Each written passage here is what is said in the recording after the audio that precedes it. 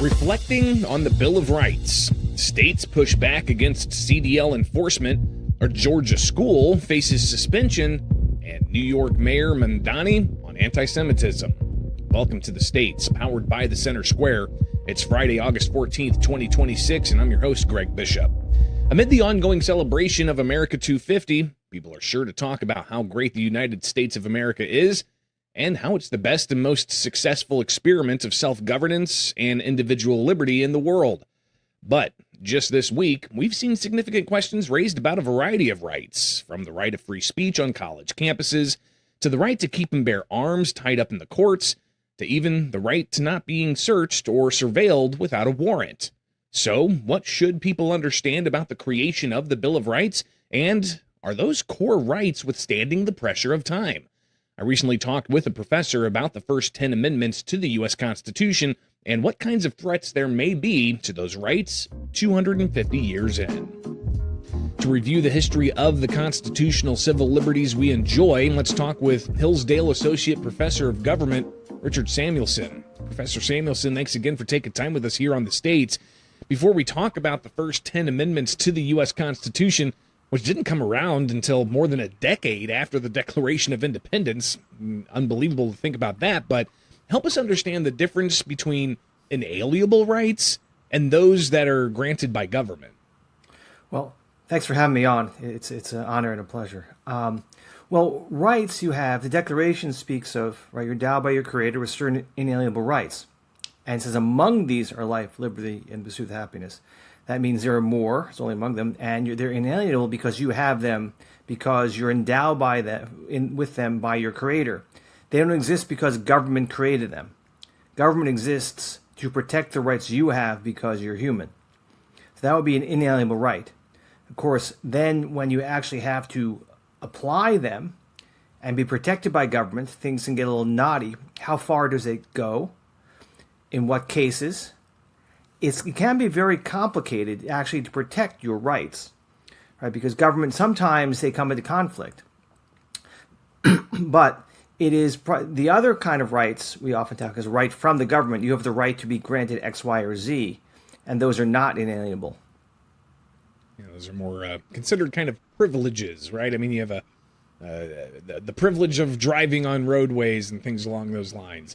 But obviously all of that is evolved over time. But let's get back to when the Bill of Rights came about. The Constitution wasn't enough to get people on board to sign it, right? What exactly is the Bill of Rights? When the Constitutional Convention sent the Constitution to the people to be ratified, and they had special conventions in each state to ratify it, the main criticism was that there was no Bill of Rights. States had been drafting new constitutions, and they had often had Declaration of Rights. And people thought that was a rather large gap. Now, people like Hamilton and James Wilson, I believe, and Madison early on said, you know what, the thing is the Constitution is a Bill of Rights because it exists to protect the rights you have from your Creator. However, the people said, no, we want to have them written down. The criticism was, once you have a list, lawyers will get to it and say only those things that are written down. And so there was some concern there. Madison prudently said, well, if we write them the right way, so we're careful not to avoid that problem, he switched completely. He says, we will help get mass approval of the Constitution. So you go from not more than 50% maybe in many places of approval of the Constitution to overwhelming support for the Constitution. Say, we made a good faith effort to get to listen to the main criticism, which is lack of Bill of Rights. So that was added to the Constitution and approved by the people in the amendment process in 1791. Now, how much of what the Declaration was there for, right? In 1776, years before the Constitution finally being ratified, how much of what they were dealing with before the Declaration added to the creation of those 10 core principal rights? Well, many of those rights were rights that people had had in one way or another under the government of Britain and under their colonial governments, though they might be understood a little differently, interestingly. Consider the First Amendment, the freedom of speech and press. In England, that was a legal term. Those were legal terms, but they meant no prior restraint. That is, freedom of press, you could publish whatever you want, but you then could be prosecuted for seditious libel. Seditious libel means criticizing the government, bringing it into ill repute. In a world of sinners, that is very dangerous, right? For the government not to be respected. Hence, the logic of prosecution for seditious libel. We debated whether that was our standard, and we decided in the 1790s that was not our standard.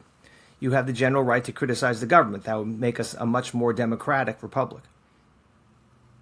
Those various principles, again, you can see how they were dealing with, for instance, individuals' personal space being searched without a warrant, and even the idea of, I think, what is it, Amendment 3 is no quartering. Yeah. We don't deal with that in modern day, but who knows, down the line, it could be an issue that's brought up. But Professor, 250 years later here, how has technology put pressure on all of these fundamental rights? Well, it's very interesting because when is a warrant necessary, right? So many things now can be searched on the internet. Previously, you need a warrant to go into someone's files. You go to their house or their office. Nowadays, the files, in a sense, they pass through a public airwave, in a sense. Does that mean they're no longer private? So you're getting some very interesting questions that modern technology presents. The other element, which I say perhaps as a teacher, is we are a less literate society. So the verbal element of it and the reasoning element of it, that you're protecting our right to discuss in public what the government's doing. And there's perhaps less concern with that among people who are spending less time reading and thinking about what government is for. Yeah, and I think this issue of technology and, as you mentioned, the ability to have a warrant searching through information, but you also got to consider email. Email wasn't around 250 years ago, and surely that's got some protections from warrantless search and even other free speech issues and Second Amendment issues. All of these things being debated at state houses across the country and even in courts. We'll talk a little bit about the interpretation of these rights when they do get into the court system, into the third branch of government, the judiciary. But let's talk a little bit more about the pressures on these core rights, these civil liberties, these inalienable rights. How have natural disasters or even national emergencies like COVID or 9/11 or world wars or a variety of other things out of our control, how do those impact our civil liberties? Well, emergencies often are causes of problems for liberties, right? We have infamous for prosecuting people for sedition in World War I, among other times, right? And in COVID, there was a lot of people being shut up under pressure by government. The government wanted to pretend they were not involved. They tried to work through third parties, but it seems to me that's what they were doing, and that's deeply problematic from the perspective of civil liberty. And that is much easier when your conversations take place in a public forum that can be electronically shut down. If these are in pubs or restaurants or your local Elks Lodge, it's much harder for the government to monitor them all than when it's in a public forum that can be monitored and shut down electronically. So that's one element of it. The other thing to keep in mind is America's record on this, compared to other countries, might not be that bad. That is, it is always the case that in emergencies, civil liberties are in jeopardy. And when you compare America's record in that our excesses are not as great as the excesses of many other countries. Now, maybe that's not the most happy standard to use, but it's not entirely unreasonable. Professor, obviously, whenever a state does something that somebody alleges violates their rights, it gets filed in the courts. And then you've got the tier of courts system from the district to the appellate all the way up to the U.S. Supreme Court and a variety of different interpretations on how these rights are applied. But talk a little bit about the ideas of being an originalist Supreme Court justice or even a judge in the district or in the appeals level. The difference between an originalist versus those who are not considered originalists. Well, it's a very interesting question. There is a living constitution, which means it evolves over time. But when you press someone who says they believe in a living constitution, and you say, well, what is allowed to, what direction may it live and may it not live? You say, how do you know what would be out of bounds? They wouldn't want tyranny, of course, but what is that? An originalist, now there are camps of originalists. One is a very strict textualist who said, well, we didn't deal with the kind of problems. We didn't have telephones. Ergo, it's not a problem that we can address from the originalist perspective. seems to me it's more reasonable to look at how they reasoned about the problem of privacy.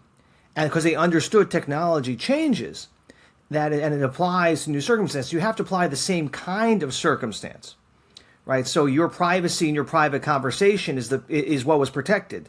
And then what's a private conversation? Two people on the phone is not public, right? And just like your mail was not in public. So that would be the kind of thing. And then you apply it to new standards, where some people want to just be very narrow and literal. I think that's rather too much. The critics of originalism say, oh, that's living Constitution. I don't think that's true, as long as you have the same understanding of liberty and the same principles that you're using to reason through the problem. Well, Professor, to wrap things up, I guess let's get to the tough question here of what to expect in the future. If you could get out your crystal ball and share with us, what kind of future threats are there to the civil liberties that we hold dear? Well, interesting. It's very tough because one of the main threats to civil liberty are civil rights laws. That is your general right to associate. The government decides who can be in the room, and part of who can be in the room is who do I have to exclude today? And for good reason, after Jim Crow, we had to suspend that.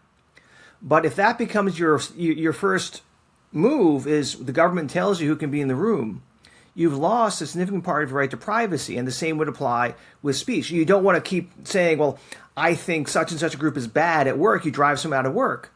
But you can have a discussion, as people do, about whatever is a current political problem, right? If you could discuss, say, COVID, are the vaccines working or not, right? That would be a discussion. The government wants to crack down on it, but it's the spirit of the government going into your daily life and saying you can't do that because it's bad for business, so to speak. And I think civil rights was, in a sense, one of the things that started that, because there was a very legitimate case where the government had to go into civil society and say, you guys are abusing each other and we got to stop it. It's something definitely to remain vigilant over, and something worth continuing that conversation. Hillsdale Associate Professor of Government, Richard Samuelson, thank you so much for your insights and joining us again here on The States. We'll be right back.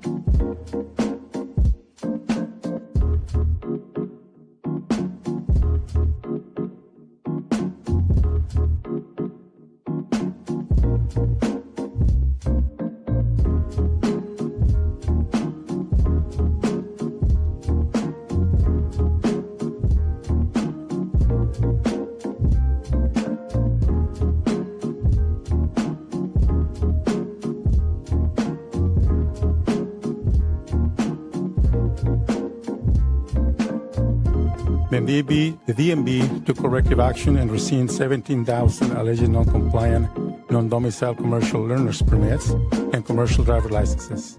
Federal regulators continue to apply pressure through this period and withheld roughly $160 million in federal highway funds from California. That was California State Assembly member Juan Carrillo earlier this week, describing what federal commercial driver's license enforcement is looking like on the ground in California. Welcome back to the States. I'm Greg Bishop. Now, 22 states have gone to court to block the Trump administration from accessing a database containing the personal information of roughly 17 million commercial drivers. Transportation Secretary Sean Duffy says the federal government's entitled to that data and needs it to keep the highway safe. Now, this is the latest in a series of legal fights. The same coalition of attorneys general have also challenged federal efforts to obtain state data tying to the Supplemental Nutrition Assistance Program, also known as food stamps, and the temporary assistance for needy families and the participation in those programs. Separately, the federal government's also looking at voter registration records. Now, in each of these cases, various states are providing those records to the federal government, but there are states that are not handing those records over and instead going to court. Each one of these cases, those states, they argue that they demand the federal authority is exceeding their authority and also threatening the privacy of those who participate in those taxpayer-funded programs. The administration has argued the information is necessary to enforce existing law. Now, the Center Square's Enterprise and Investigating Unit has previously reported that nearly 24 state attorneys general began coordinating potential litigation against Donald Trump as early as April 2024, months before the election, where he was elected to a second non-consecutive term. Now, the newest lawsuit, announced Thursday, it names the Department of Transportation, the Federal Motor Carrier Safety Administration, and the American Association of Motor Vehicles Administrators. A related case targets the Department of Homeland Security. The states suing, they claim the administration's demand for the commercial driver data is unlawful. Illinois Attorney General Kwame Raoul, one of the lead plaintiffs in this case, put it this way, quote, "The database was created 40 years ago, so states could share information with each other to stop unsafe drivers from operating commercial vehicles, and the federal government's decision to ransack that database puts the whole system in jeopardy." Another attorney general said that this is an ongoing case in New York. Letitia James, she said, "I'm suing to stop the Trump administration from seizing millions of confidential state driving records without any lawful justification." She said that states won't allow the federal government to force states to choose between protecting Americans' privacy and upholding public safety. But Department of Transportation Secretary Duffy, he responded on social media saying, quote, "Liberal states are siding with illegal truck drivers over the safety of American citizens." He added that the 22 states are trying to block the department from obtaining DMV files to verify who's driving semis, information that he says the federal government is entitled to get. And he called the lawsuits, quote, "another tactic by the left to protect illegals in this country." Now, federal officials point to recent enforcement results in Operation Highway Shield. The Department of Homeland Security and the Department of Transportation said they removed more than 800 dangerous truck drivers from the roads, including more than 50 who were in the country illegally. Similar CDL enforcement efforts have been underway in other states, like in California, where it's being felt on the ground. Federal regulators continue to apply pressure through this period and withheld roughly $160 million in federal highway funds from California. The federal administration has the authority to fully certify a state's driver's license program when it finds substantial noncompliance. A full decertification has barred California from issuing, renewing, or upgrading any commercial credentials, not just those classified as non-domicile, bringing our state's ability to license to a halt. The California DMV pushed back, filing litigation against the federal administration, arguing that states retain meaningful autonomy with their federal regulations to determine how they assess compliance and adequacy with their own licensing program. On March 7, a federal court ruling directed the DMV to cancel approximately 13,000 California driver licenses, stripping thousands of experienced drivers of their livelihoods overnight. So what exactly is being demanded by the federal government? Well, according to the attorneys general who are suing, the federal government's ordered production of the full commercial driver's license information system database, records covering about 17 million drivers. And they've threatened to cut more than $10 million in federal taxpayer funds to the AAMVA if the organization does not comply. Now, faced with that threat, AAMVA, they informed the states it would turn over that data. And that prompted the emergency lawsuits from these attorneys general seeking to block that transfer. Now, the states note that they, not the federal government, are the ones responsible for verifying a driver's identity, medical fitness, immigration status, and driving history across jurisdictions. The states suing, they argue the personal data in the system belongs to the states and that the federal demand reaches back 5 years without sufficient legal authority or privacy limits.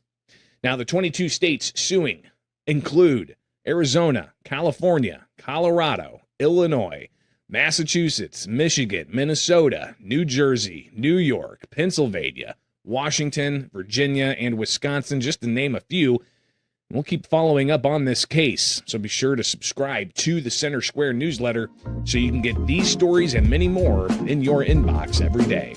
We'll be right back with more from the States.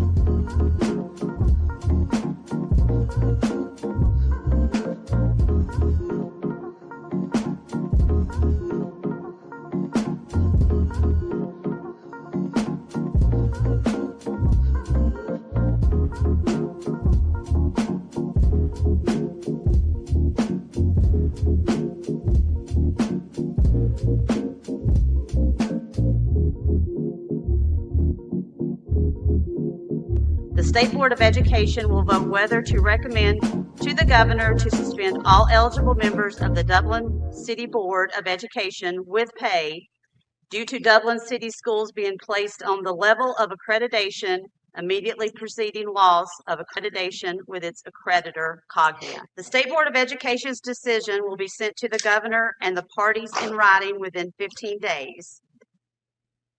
Now, that was among the final action taken earlier this week after a marathon session of the Georgia State Board of Education meeting about a troubled school district that could soon face some tough consequences. Welcome back to the States. I'm Greg Bishop.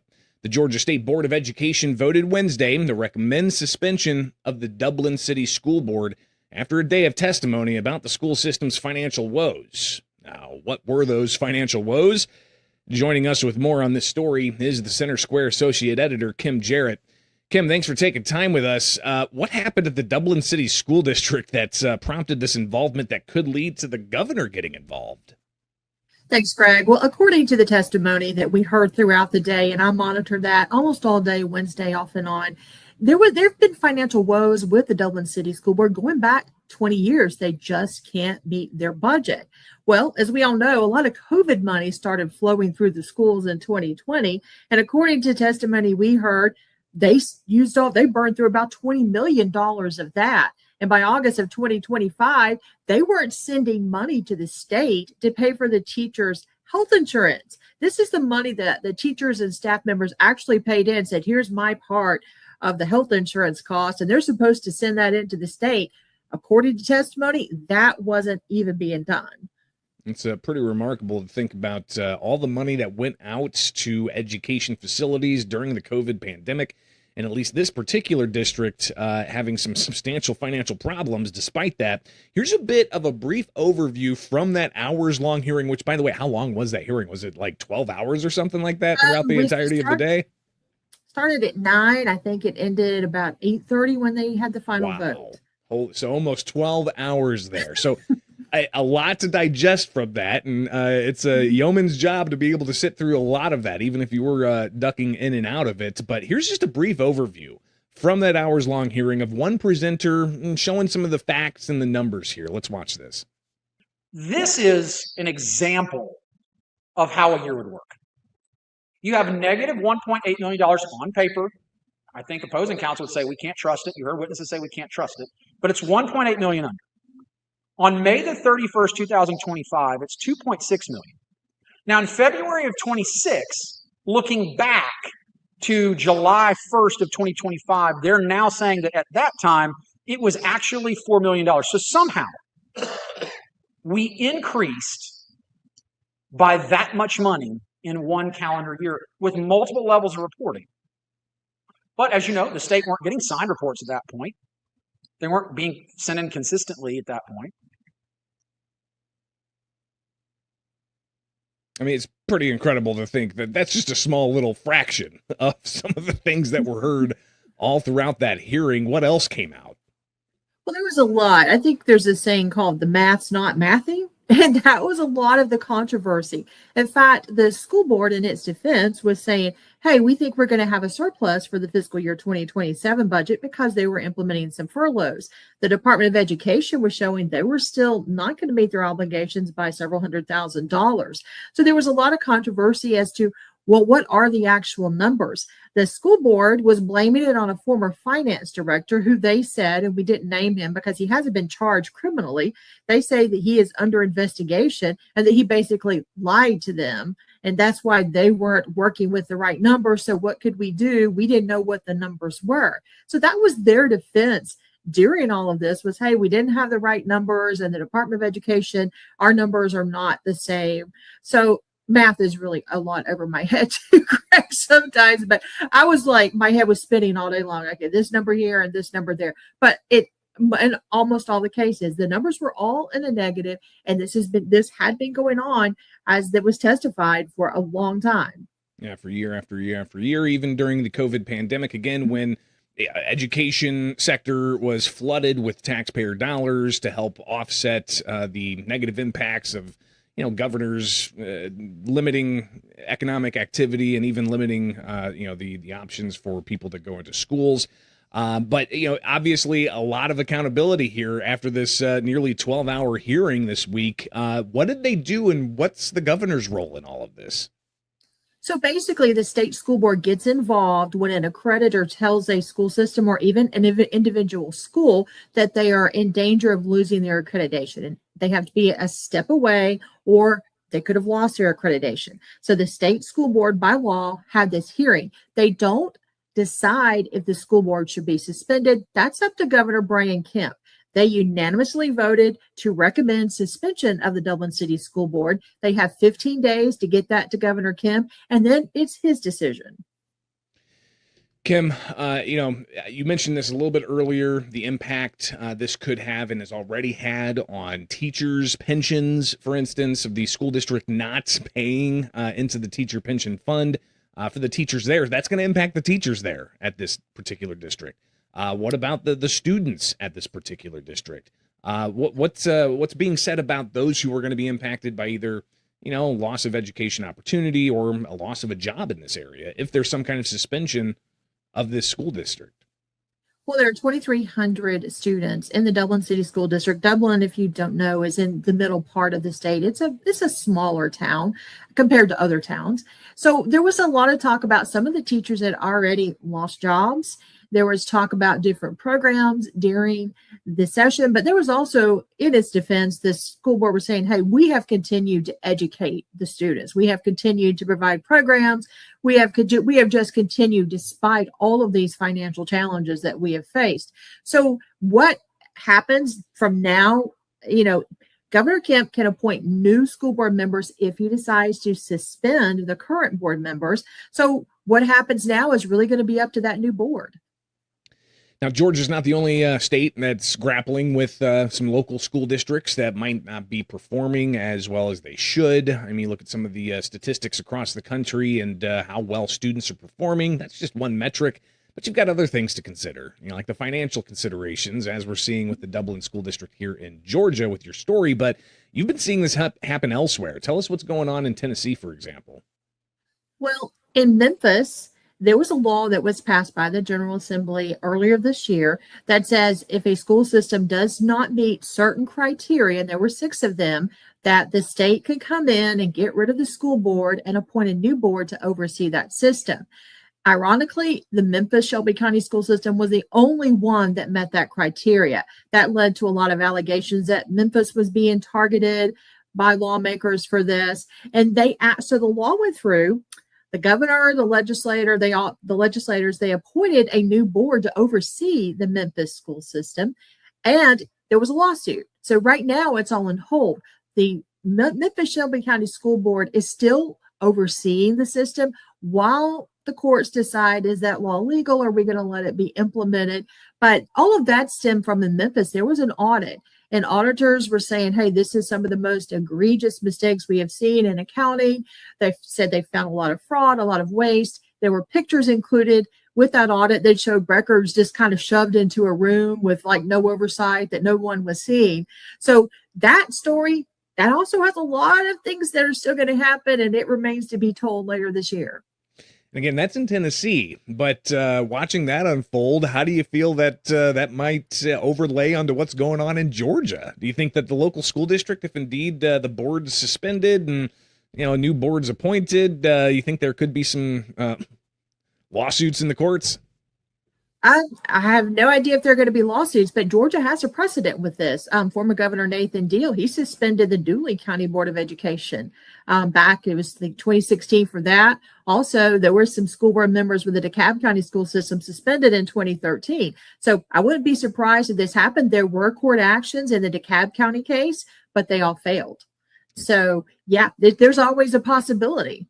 Pretty remarkable and a fascinating topic. Even though it's a small school district in Georgia, these types of things are obviously being audited locally, and you've got a lot of eyes on these school districts all across the country. And these are the types of actions that can be taken by other government actors, like asking for the Georgia governor to step in and help rectify the situation. Good stuff. Kim Jarrett's associate editor for the Center Square. Greatly appreciate your reporting as always. We'll connect with her on that story and many more in the future here with the states. We'll be right back.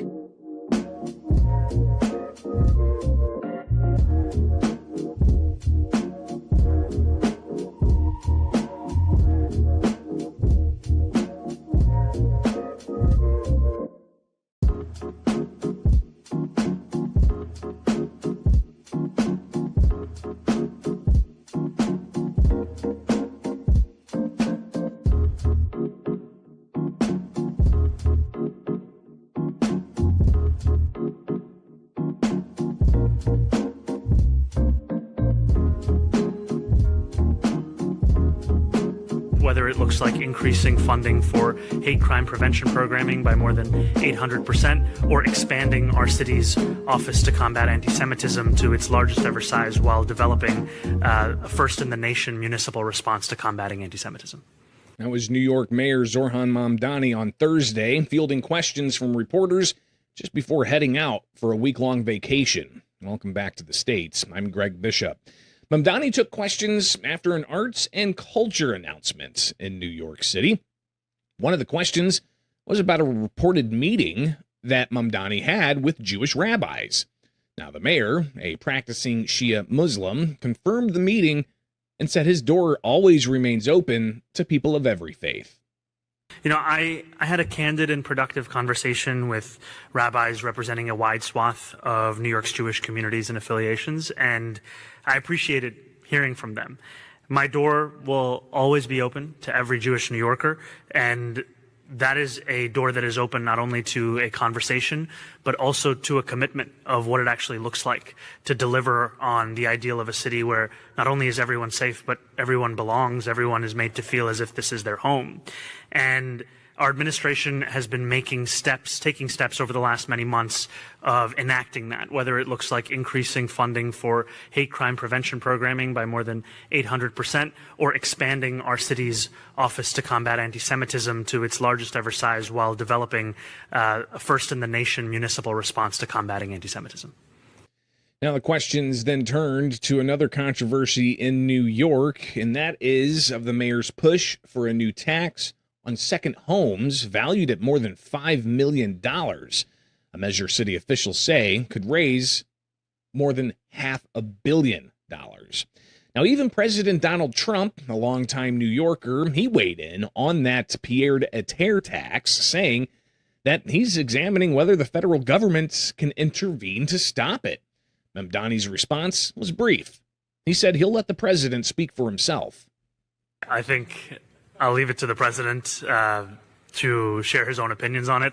I continue to believe in the importance of a surcharge on secondary homes worth more than $5 million, as well as our ability to implement that surcharge. And just to go back to the importance of it, we're here today talking in some ways about art, but in other ways also about affordability. And the importance of a tax on a secondary home worth more than $5 million is that it raises $500 million, and that is money that makes our streets safer. It makes our schools stronger. It makes the city the world-class city that we all love and know as our home. And I'm looking forward to all of the improvements that we can deliver with that revenue. Now, Mamdani defending the pied-à-terre tax, but the president had a sharp post on Truth Social calling the tax a dangerous political experiment, and that he claimed it would destroy his former hometown. He said, quote, "This doesn't work in America and must be stopped now." He further said he's looking to see if the federal government can have any legal right to avert what he called a disaster before it's too late for the millions of people who cherish New York and want to see it thrive, as opposed to what the president said of the city becoming a, quote, filthy, crime-ridden, decrepit place of mockery and scorn. Now, the president argued that the levy will accelerate an exodus of taxpayers and businesses to lower tax states like Florida, which the president moved to. Now, the Center Square contributor Chris Wade, he notes that Trump's comments were made just days after a state Supreme Court judge temporarily blocked the policy of taxing that second home in New York City. The injunction came in response to a lawsuit filed by several Manhattan property owners challenging the city's decision to publish a public list of homeowners who could be subject to the new tax. Mamdani, he said he remains confident city officials will make their case at a hearing scheduled for next week. But Mamdani, he's going to be out of town on vacation. I have confidence in our administration officials being able to navigate what are often concurrent obligations, both whether it be to a hearing or to an existing lawsuit. I was asked earlier about Elizabeth Street Garden, and I said the other day that there are few things more certain in New York City than death, taxes, and Randy Mastro suing this administration. And that is, again, where that lawsuit is coming from when it comes to the pied-à-terre lawsuit. Be sure to get the latest on that and many other stories by subscribing for free to the Center Square newsletter, available at thecentersquare.com. We'll be right back with more from the States.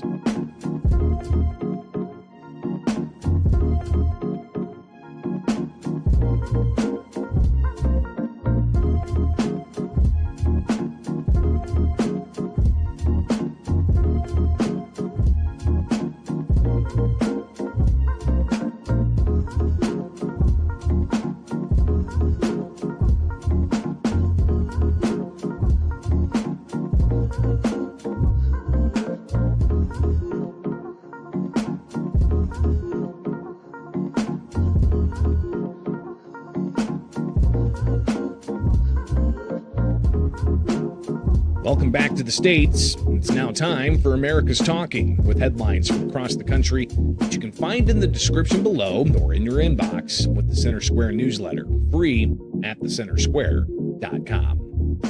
Well, with the wins of socialists, progressives, and moderate Democratic candidates in recent Midwestern primaries, top leaders in the party, they're embracing unity with the far left wing of that party. The Center Square Illinois reporter Sean Reed reports, among other top Democrats from across the country, Illinois Governor J.B. Pritzker has made calls to winning candidates in those recent primaries. He said that he wants Democrats to keep their eye on winning in elections to win back a majority in the U.S. Congress. Pritzker, who himself is running for a third term as Illinois governor, he wouldn't go as far as to back socialist candidates outright, but he did say he doesn't think it's a matter of ideological differences, and that he thinks it's a matter of team fight versus team cave. Again, that's a direct quote from the governor. Pritzker further said he thinks that the voters want people who are going to go to Washington and fight for them. Two constitutional amendments introduced by Republican lawmakers in California were pushed during a press conference Thursday morning on election integrity. Center Square California reporter Madeline Shannon reports neither amendment is advancing in time to be considered by the Democratic-controlled legislature, and Republicans, they don't expect either one to be on the November 3rd general election ballot. Now, Republican lawmakers, they also haven't announced whether they plan to introduce the amendments next year. But they went ahead on with that news conference yesterday to stress the importance of secure elections. Now, what are these particular amendments? Well, Assembly Constitution Amendment 23, it would make the California Secretary of State's office a nonpartisan office. The other amendment, Senate Constitutional Amendment 3, it would shift responsibilities for writing ballot measures and the titles and summaries from the partisan California Attorney General's office to the nonpartisan Legislative Analyst's office. But again, those two proposed amendments not expected to be on the ballot this November. A new bipartisan election integrity task force bringing together Democrats and Republicans for a series of regional roundtables, according to Georgia Secretary of State Brad Raffensperger. Former Governor Roy Barnes and former Atlanta Mayor Shirley Franklin, both Democrats, and former U.S. Senator Zaxby Chambliss and former U.S. Representative Drew Ferguson, both Republicans, they're part of the 9-member task force. The four are part of the Democracy Defense Network. It's a bipartisan nonprofit that says its mission is to restore faith and transparency, safety, security, and validity of our election process. The Center Square Associate Editor Kim Jarrett reports Raffensperger said in an interview with the Center Square that the group will push back on election misinformation.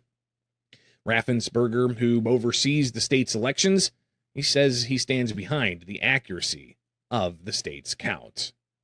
And the Department of Health and Human Services announcement that it will end taxpayer-funded child sex change procedures by terminating Medicaid and CHIP coverage for such interventions as puberty blockers and more. It's met with approval from organizations working to protect children from identity politics. The Center Square contributor Tate Rosentreter reports that chairman of medical watchdog Do No Harm, Dr. Stanley Goldfarb, telling the Center Square, quotes, we applaud the Center for Medicare and Medicaid for taking such a critical step toward prohibiting the use of taxpayer dollars on harmful and irreversible sex-rejecting surgeries on minors. The Trump administration, quote, made a commitment to support evidence-based medicine, and ending federal funding for experimental gender pseudoscience is a down payment on the promise to the American people, Goldfarb added. Similarly, Executive Director of Parental Rights Advocates, the American Parents Coalition, Ali Mare, told the Center Square, quote, evidence shows, and it continues to mount, that allowing children to undergo irreversible sex change procedures is dangerous to their long-term health and wellness. And that's just some of what America is talking about. You can get these headlines and many others at thecentersquare.com. From my studios in Central Illinois, I'm Greg Bishop, and join us back here next week for more stories impacting you, the taxpayer, from all across the country, only with the states, powered by the Center Square.